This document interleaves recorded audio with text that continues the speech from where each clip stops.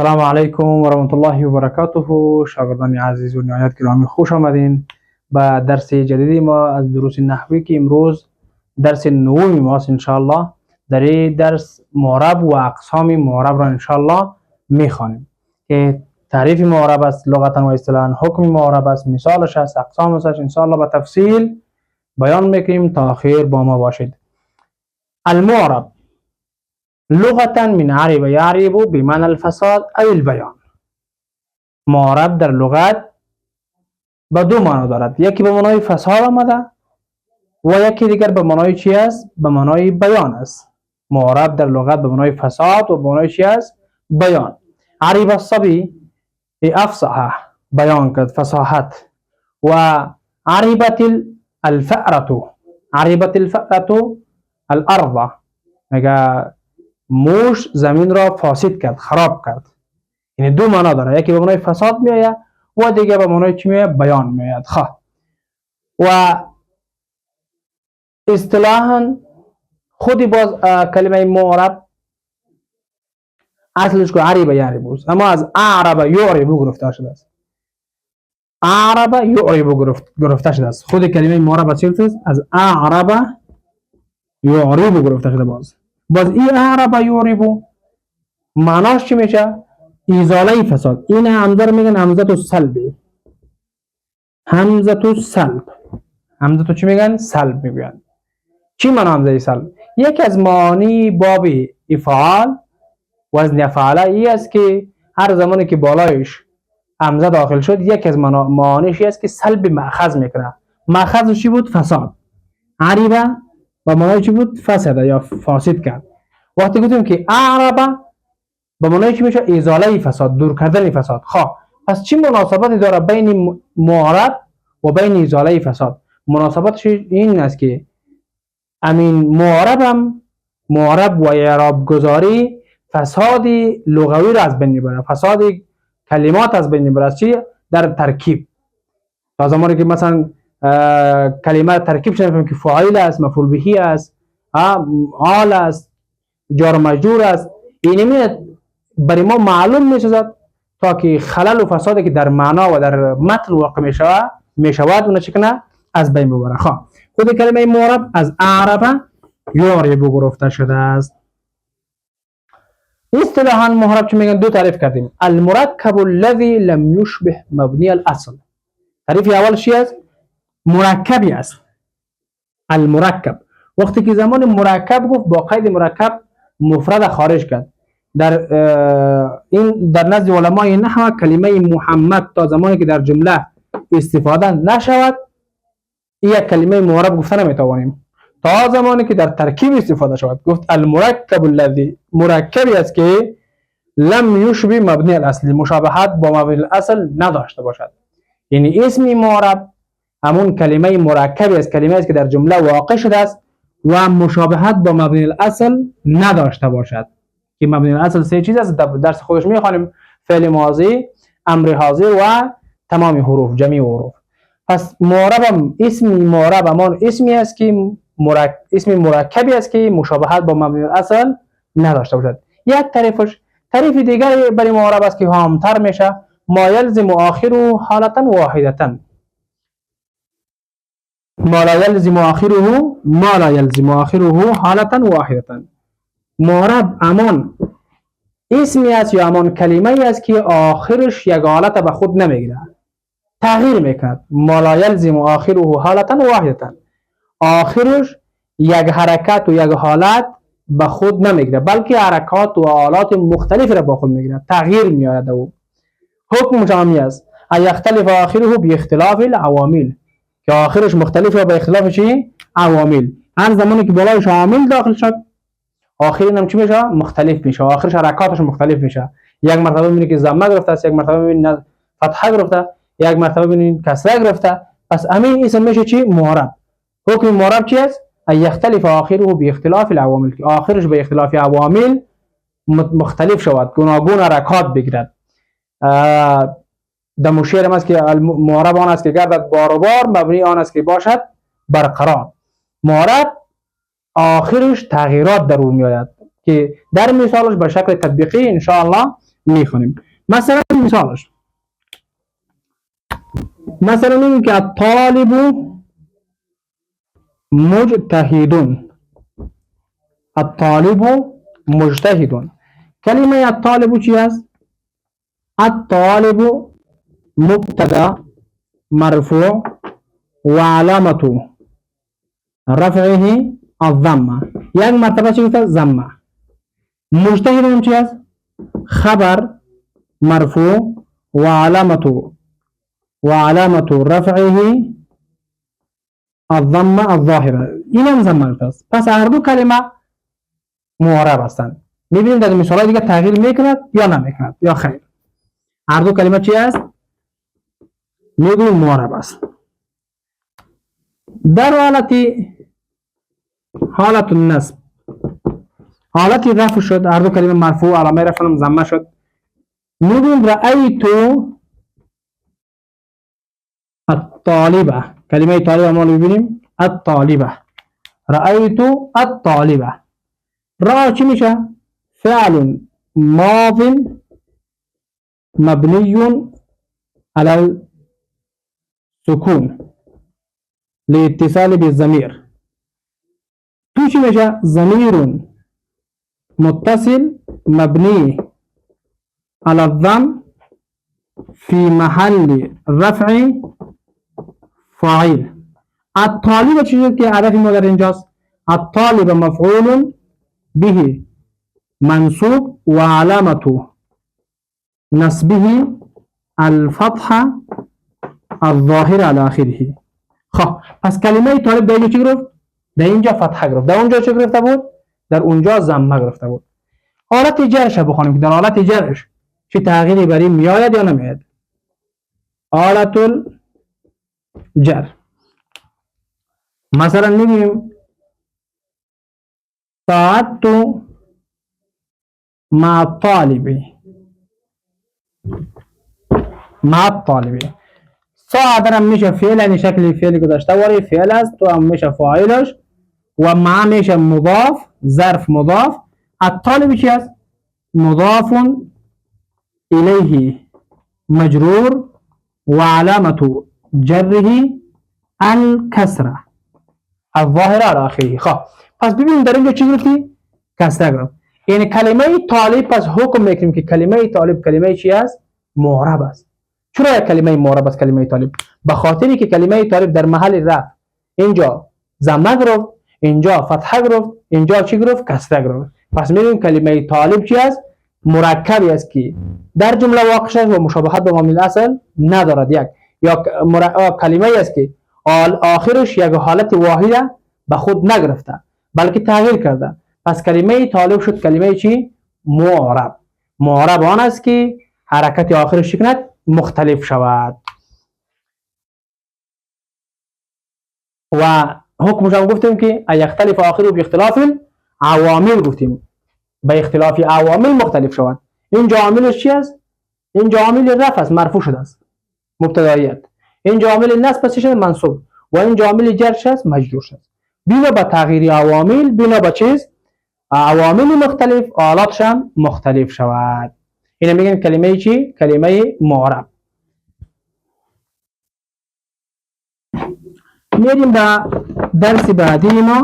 این چیز است اقسام معرب است. اقسام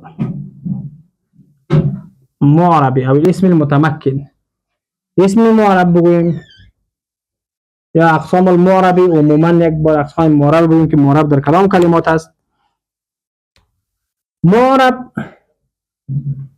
یا فعل است، الفعل المضارع، فعل مضارع است. یا هم چی است؟ الاسم المتمکن، اسمی متمکن است. یا هم فعل مضارع یا چی؟ اسمی متمکن. فعل مضارع معلوم است دیگه، سه حالت دارد: حالت الرفع، حالت النصب که با ترتیب انشاءالله میخوانیم و حالت الجزم. چه زمان معرب است؟ اذا لم يتصل بنون النسوة ونوني التوكيد. هر زمانی که فعل مضارع متصل به دو چیز، متصل به نون نسوه و نونه توکید نشد، فعل مضارع چی است؟ معرب است. هر زمانی که متصل به اینا نشد چی است؟ معرب است. مثلا مثل چی؟ مثل یدرسو. ببین یدرسو فعل مضارع مرفوع علامة رفعه الضمه ظاهره على آخره. مثل لن يدرسه، لن حرف النصب، يدرس فعل مضارع منصوب علامة نصبه الفتحة. ولم يدرس، لم يدرس لم حرف جزم، يدرس فعل مضارع مجزوم علامة جزمه السکون که باز در بخش خودش ان شاء الله با تفصیل بیان میکنیم. و اسم متمکن ما به دو قسم تقسیم میشه. اسم متمکن یکی المنصرف است، اسم منصرف، یکی غیر منصرف است، اسم منصرف و غیر منصرف که خلاصتا ان شاء الله بیان میکنیم. چرا نوقت ما بچه المنصرف و چه غیر منصرف. خب المنصرف ما اسمایی که منصرف هستند اینها کدام است؟ المفرد الصحیح، هر کدامش با وزن میخوانیم ان شاء الله. الجاری مجرى الصحيح، جار مجرى صحيح. و الجمع المكسر، جمع مؤنث السالم، جمع المذكر السالم، المثنى، الأسماء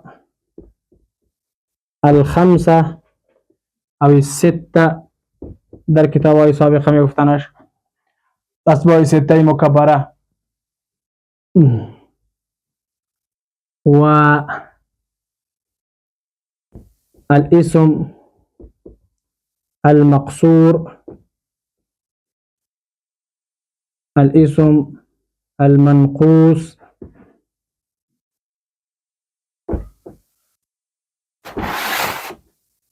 المضاف إلى ياء المتكلم،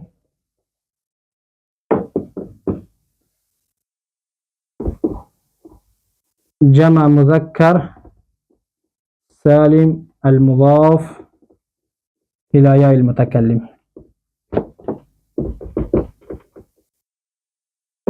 إن شاء الله ما بترتیب این همه را میخوانیم، با ترتیب ان شاء الله این همه را میخوانیم. اسم مفرد صحیح، جار مجرور صحیح، جمع مکسر، جمع مؤنث سالم، جمع مذکر سالم، ملحقات جمع مذکر سالم، مثنی و ملحقاتش، اسماء خمسه، اسم مقصور، اسم منقوص و الی آخره. اینها را ان شاء الله به تفصیل هر یک تعریف، حکم و اعراب، تعریف، حکم و اعراب، ساختار، بعضی وقت ساختارش هم میخوانیم که هر یک این ابواب نحوی است ان شاء الله به تفصیل میخوانیم. در غیر منصرف هم گاهی المفرد غیر منصرف میشود و احیانا جمع المکسر،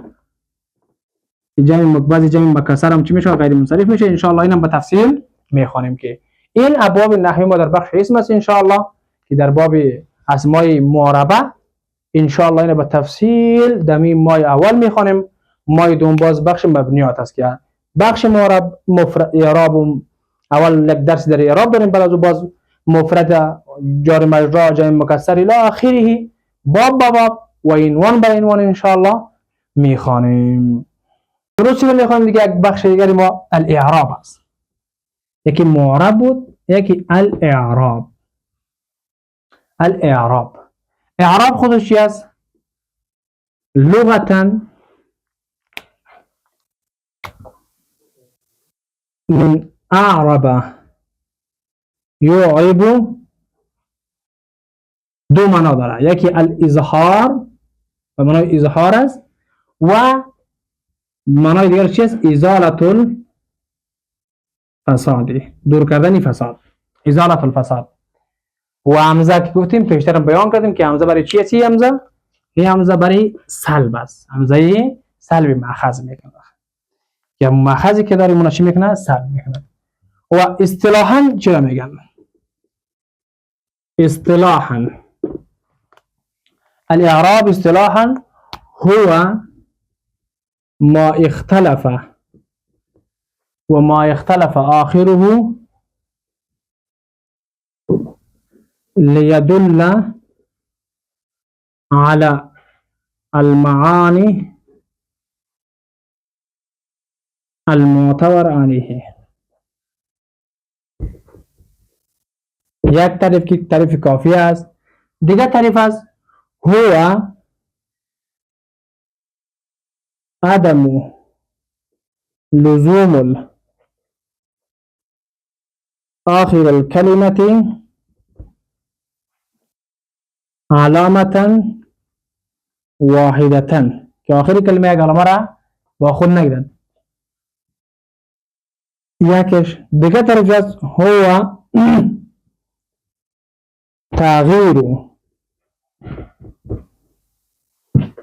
تغییر آخر الكلمة رفعا ونصبا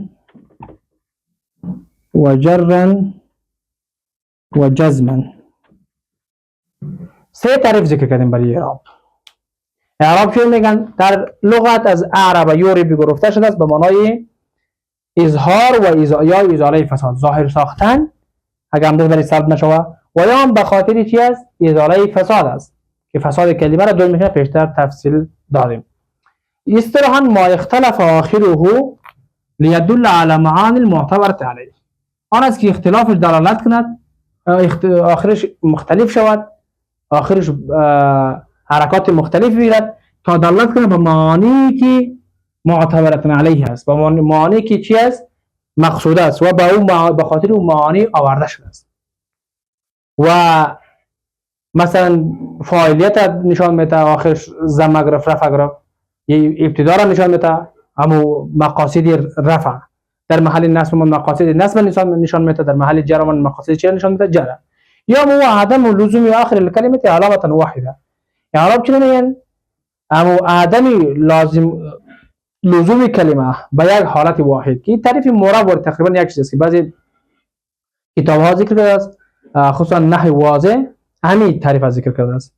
خب این تعریف دیگر دقیق تر است از تعریف اعراب. هو تغییر آخر الکلمه رفعا و نصبا و جرا و جزما، که آخر کلمه امی حرکاتش که تغییر میکنه، کلمه که آخرش یک بار مرفوع میشه، یک بار منصوب میشه، یک بار مجرور میشه، یک بار مجزوم میشه، این حرکاتی که رفع و نصب و جر و جزم است، این خودش میگن اعراب میگن. این چی میگن؟ اعراب. اعراب چی است؟ تغییر آخری کلمه. یک کلمه معرب است، کلمه معرب همون کلمه‌ای که آخرش تغییر کنه.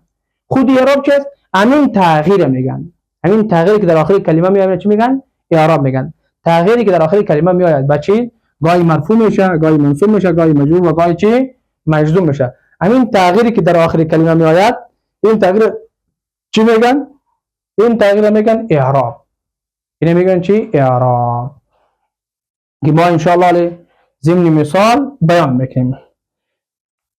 به خاطر که تعریف واضح بفهمیم باید لابد ان نعرف هذه الاشياء الخمسه. این پنج چیز باید بفهمیم. پنج چیز باید چه کنیم؟ بفهمیم در یک کلمه تا که بفهمیم معرب است یا مبنی. اول خود کلمه المعرب، کلمه معرب، و دوم که داریم الاعراب، اعرابش چی اصله، و سوم داریم المقتضی یا عامل مقتضی، و چهارم داریم علامت الاعرابی، علامه اعرابی، العلامه الاعرابیه، علامه یا نشانه اعرابی. و پنجم داریم محل الاعرابی. اینا که بفهمیم باز خوب می‌دانیم که یک کلمه چی است، معرب است یا مبنی. یک مثال نوشته میگیم مثلا جاء محمد. کلمه محمد مثلا مثال بگیریم. کلمه چیست محمد، خود کلمه محمد چی است، معرب است. چرا در سه حالت تغییر کرده است. گفتیم جاء محمد فاعل مرفوع، رأیت محمدا مفعول به منصوب، سلمت علی محمد چی است، اسم مجرور و علامه جرش کسره است. پس کلمه محمد چی شد؟ کلمه معرب شد. خودی بسته کلمه میم ها میم دال همه کلمه چی شد؟ یک کلمه معرب شد. الاعرابش در چی است؟ جاء محمد اعراب است چیست؟ الرفع، مرفوع است. اعرابش چی است؟ رفع. و المقتضی چی شد؟ چی تقاضا میکند؟ الفاعلیه. تقاضای رفع چی میکنه؟ فاعلیت میکنه. فاعل است، مرفوع است یا عاملش است. و دیگه العلامه الاعرابیه در کلمه چی است؟ الضمه. اون ضمه گرفته است. ضمه. پس علامه اعرابی شد ضمه. و محل اعرابی چه میشه؟ حرف الاخیر. حرف اخیر که کدام است؟ دال. این حرف چی است؟ حرف اخیر محل اعرابی شده است. پس علامه اعرابی من ضمه شد و مقتضی من فاعلیت شد، اعراب من رفع شد و کلمه معرب من چی شد؟ محمد شد. یعنی خود یک کلمه معرب این چهار اشاره داره و در عموم باید پنج چیز ما بدانیم. کلمه معرب چی است؟ اول تعیین کنیم کلمه معرب کدام کلمه است، معرب است یا مبنی کلمه. وقتی کلمه رو تعیین کنیم که معرب یا مبنی، باید بدانیم که اعرابش چی است، رفع، نصب، جر، جزم. وقتی که دانیم که مرفوع یا منصوب است یا مجرور است، اعرابش فهمیدیم، باید تعیین کنیم که مقتضیش در اینجا چی است. این فاعل است، مفعول به است، مبتدا است، خبر است، چی است اینجا. و علامه‌اش باید بدونیم که اگر فاعل است مرفوع شده است، پس علامه رفعش چی است. علامه رفع ضمه است، باز میخوانیم علامات رفع به تفصیل ان شاء الله. واو است، الف است، چی است. و محلش بفهمیم که چی است، اکثرا حرف اخیر است. یعنی این پنج چیزا که بدانیم ان شاء الله که اعراب کردن کلمات و اعراب کردن متون عربی برای ما خیلی آسان میشه. اول تفکیک کنیم شیوه اعرابی. یک کلمه معرب یا مبنی. مثلا جاء محمدون، کلمه جاء محمد، محمد معرب یا مبنی؟ معرب، صحیحش معرب. اعرابش چیست؟ مرفوع. مقتضیش چیست؟ فاعلیت. علامه اعرابش چیست؟ معرب، فاعل مرفوع علامت رفع الضمه، ضمه شد. محل اعرابش چیست؟ حرف اخری که بالای دال جاری میشه. نمیتونیم که بالای میم یا بالای ها یا بالای میم دیگری چی کنیم؟ جاری کنیم. یا مثلا جاء را میبینیم، جاء معرب یا مبنی؟ این مبنی است. جاء مبنی استش تغییر نمیکنه. پس که مبنی شد بعد میگیم لقب بنا داره که مبنی علی چی است؟ علی الفتح. بس خلاص. اینا که بدانیم ان شاء الله اعراب کردن برای ما و شما خیلی آسان و ساده می شود که شما کار خانگیتون به می است ان شاء الله تفصیل. احوال کلمات المعربه، حالتهای کلمات معرب. که کلمات معرب چند حالت دارند؟ للكلمه المعربه اربع احوال. احوال کلمات المعربه. حالا کلمات معرب شد، پس کلمات معربه چند حالت داره؟ کلمات معربه چهار حالت داره. چند حالت داره؟ چهار حالت داره. کلمات معربه چهار حالت داره. حالت الرفع، حالت النصب، حالت الجر و حالت الجزم. کلمات معربه چند حالت داره؟ چهار حالت دارد. حالت الرفع است، حالت النصب است، حالت الجر است و حالت الجزم است. چهار حالت کلمات چی است؟ معربه داره. حالت الرفع مشترک است. مشترک بین الاسم والفعل. هم در اسم هم در فعل میه، در هر دوش میه. مثلا قال الله الحق. اینجا الله فاعل مرفوع اسم است و رفع مشترک است. و میگیم که یقول محمد صلی الله علیه وسلم. یقول چی است؟ فعل مضارع مرفوع علامت رفعه الضم، این مرفوع شده است. رفع مشترک بین چی است؟ اسم و فعل است. حالت النصب مشترکون، این مشترک است بین چی؟ بین الاسم والفعل. این از جمله علامات از حالتهای چی است؟ مشترک است. هم اسم میتونه منصوب شوه و هم فعل میتونه چی شوه؟ منصوب شوه. مثلا رأیت طالبا، اینجا چی منصوب شده است؟ رعا فعل و تو چی است؟ فاعل، ضمیر فاعل شد و طالبا چی است؟ مفعول به منصوب علامت هست بالفتحه ظاهره آخری، منصوب شده است. اسم منصوب شده است، اسم منصوب و فعل میشه منصوب شده. مثلا لن يفهم الموضوع، لن يفهم، لن حرف چی است؟ نصب است. يفهم فعل مضارع، فعل مضارع منصوب، یعنی فعل منصوب شد. پس حالت نصب مشترک بین چی است؟ بین فعل و اسم است که هم فعل منصوب میآید و هم اسم چی میآید؟ منصوب میآید. حالت الجر خاصة بچی؟ بالاسم، خاص به اسم است، یعنی فعلش وقتی منصوب مجرور نمیآید. حالت جر خاص برای چی است؟ اسمی که در درس اول خوانده بودیم که یکی از علائم اسم چی بود؟ مجرور بودن. مجرور بودن علامه چی است؟ اسم است، خاص به اسم میآید. مثلا كتبت بالقلم، کتب میشه چی؟ فعل، توشن فاعل ضمیر با حرف جر و القلم اسم چی؟ مجرور و این خاص به اسم است. یعنی این مجروریت خاص به اسم است که حرف جر بالای چی میاد؟ چی جر بالاضافت باشه و چی جر با چی باشه؟ بالحروف باشه. هر دو تنها بالای چی میاد؟ بالای اسم واقع میشه. و حالت الجزم چی است؟ خاصة بالفعل، حالت جزم خاص به چی است؟ به فعل است، تنها در فعل میاد، یعنی اسم هیچ وقت مجزوم نمیاد. حالت جزم خاص به چی است؟ به فعل است. لم يدرس النحو، تا هنوز نحو را درس نحو تا هنوز نخوانده. لم حرف چی شد؟ حرف جزم، يدرس فعل مضارع، فعل مضارع است مجزوم و علامت جزم از سکون و این جزم خاص به اسم است. هیچ وقت فعل مجزوم خاص به فعل است و هیچ وقتی که اسم مجزوم نمیاد.